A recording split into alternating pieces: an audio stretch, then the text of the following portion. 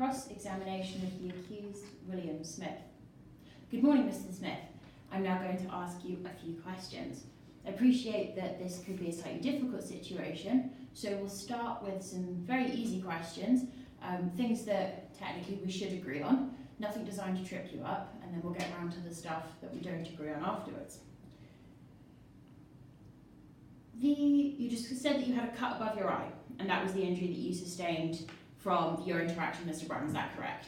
Yeah, that's right. Okay, and you said that Mr. Brown had thrown a glass, is that correct? Yeah, I did. I see. And did the glass smash when it hit the ground? It must have done. Didn't see it, went behind me. And if people are rolling around on a floor covered in broken glass, is it therefore correct that they would sustain more injuries than just a cut above their eye? Yeah. Thank you. Is Pink Flamingo a typical nightclub?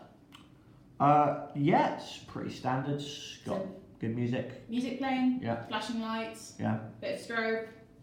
Yeah, it's all the good stuff. No main overhead lights switched on? It's not that bright in a nightclub if you ever been to one.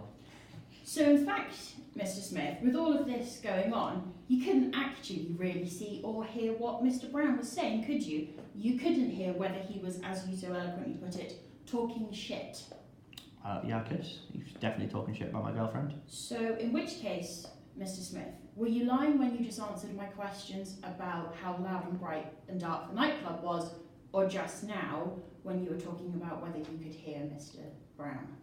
I mean, the music was loud, but you can still talk over it. You know, you're going to struggle to talk to a big group, but one-on-one when he's right in my face. Thank you, Mr. Smith. You were cross with John Brown for dating your ex, weren't you? Didn't really know the guy outside the fact he had dated my ex. So then how did this altercation occur if you weren't cross with him? He was drunk, he came up to me. You'd also been drinking, hadn't you? Yeah, just a couple.